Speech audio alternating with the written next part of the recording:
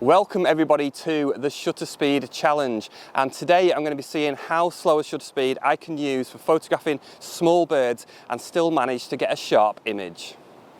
I'd say a lot of us for bird photography tend to default to very fast shutter speeds.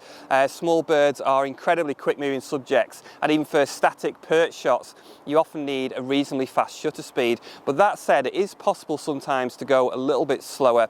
Commonly for myself, I'm probably shooting between 1/500th and 1/800th of a second for these kind of small birds. And I think that's a really good balance, because it often gives you a fast enough shutter speed to stop the movement, but it also allows a reasonable balance with your ISO and your aperture as well.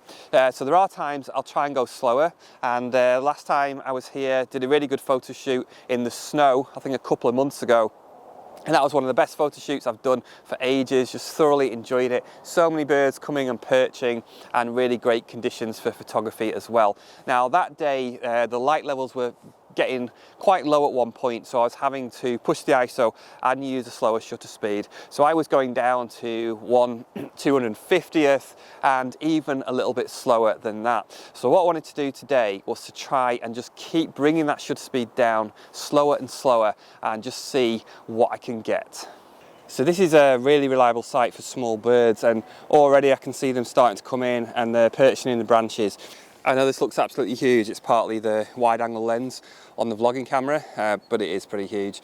So the equipment I'm using today is the Canon 1DX, it's the old one. And then this is a 500mm f4 lens, just so you know what I'm using. And yes, people keep asking me, there will be a mirrorless camera soon, just watch this space. So the first thing I need to do is to check my exposure.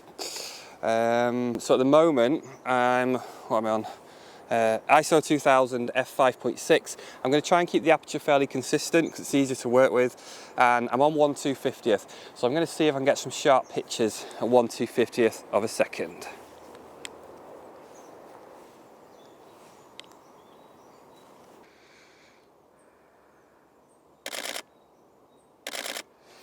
Right, so I just did some there at 1/250th of a second, and if we zoom in on that, so that's actually pretty good. You know, it's harder to tell on the on this video. Obviously, I'll put some images on the screen, but you know, 1/250th is looking pretty good there. Really, no problems with that. Let's go down a little bit.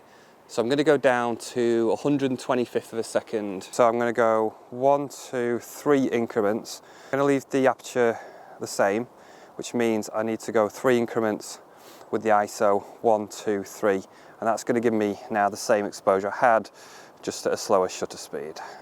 So I just need a few birds to come.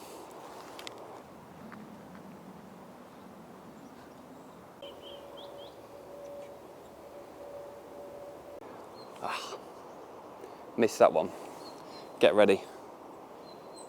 I've got one right there, but it's too close.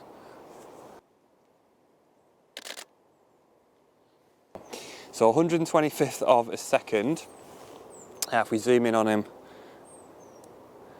yeah, it's actually not bad. Now, interestingly, if I go to the frame before, you can see the difference on that one. So this is just one of those things where, you know, some shots are going to be sharp and some aren't. It's just the way it is with small bird photography.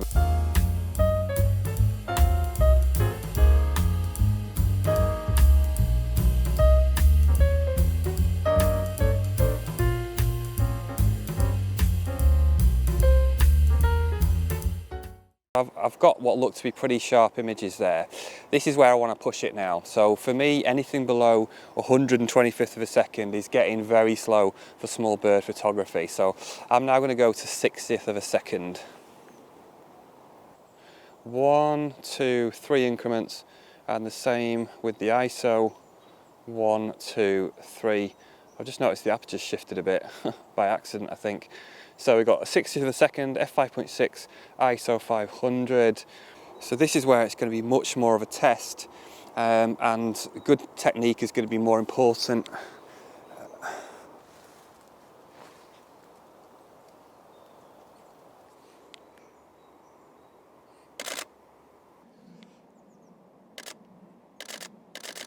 I'm still struggling with 60th of a second.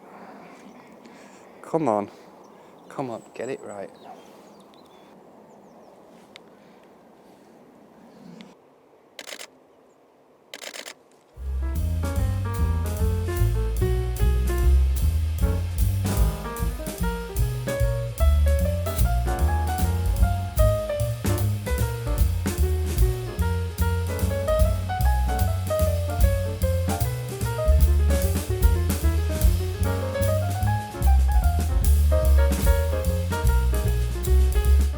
So what I didn't want was for the sun to come out, so the light is just causing havoc now.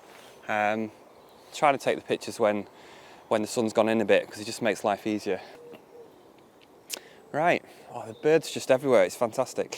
So yeah, I could see the difference in success rate there with 1/60th already, but I do seem to have a couple of shots that look sharp enough to me. I think they're okay. So what I'm going to do now, as I get stared at by two old ladies, I'm going to go down to 1/30th of a second, which is kind of insane for small bird photography in my opinion, but that's the whole purpose of this video. So I'm going to go to 1/30th. And also, that's where technique becomes more important. So I'm going to talk a little bit about that, how I'm going to try and use really rock solid technique. I think you should always try and develop good solid technique anyway, but if you get to lower shutter speeds, that's where it really comes in. So there's a couple of things I do to try and sort of brace the camera against my body.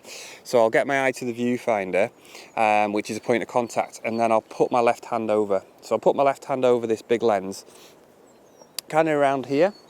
And I just sort of drape it and maybe apply a little bit of pressure. That just helps to reduce the vibrations slightly on this DSLR. So I'll basically get my eye up to the viewfinder, get my hands draped on there, and I just try and sort of keep really, I try and keep really still, but I also just try to relax a little bit. Once I'm in that position, I just try and relax, maintain that position, and then just gently fire the shutter.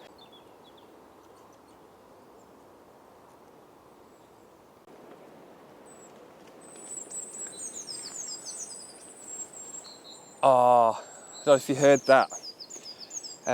All those alarm calls, and I knew what that was. It was a sparrowhawk. That's typical alarm calls of mostly the tits there. And then a few seconds after, a sparrowhawk just came rushing through, almost right over my head actually. I'm very good at recognising sparrowhawks. It's like a built-in sparrowhawk detector.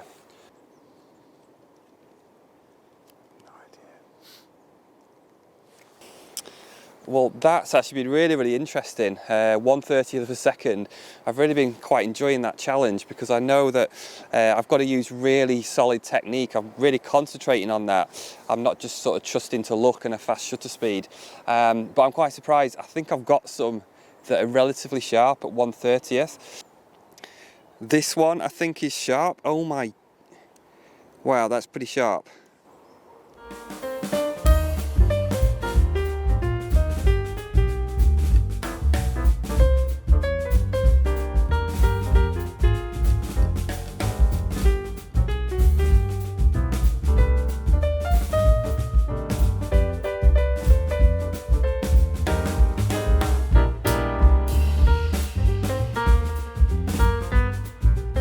One of the issues is how much the bird moves and the branch as well. So you're always going to get some pictures sharper than others. Sometimes it's just the branch it's on is going to move, so that's going to affect the sharpness, but also how much it moves its head. So if you get that period where the bird just stays a little bit still for a little bit longer, then you can really get slower shutter speeds for sure. One thing to bear in mind as well for these kind of shots with slower shutter speed is the support, the tripod head you're using. So whether you're using a gimbal or a fluid head like this one, obviously you can adjust it to how much play you've got. So you can have it like totally locked or more free. So if you're able to lock it a bit more, then that should make it more stable and better for your slow shutter speeds.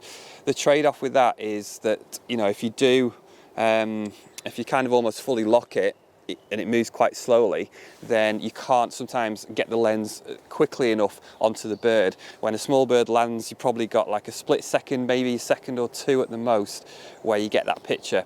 Now if it's freer, so if I make this freer now, so I can move it much quicker, so that's going to enable me to get on the bird faster, but again, the disadvantage is it's not going to be as stable as if it's more locked. So just bear that in mind. If you can find like a happy medium, that's great. So that's been an interesting day today.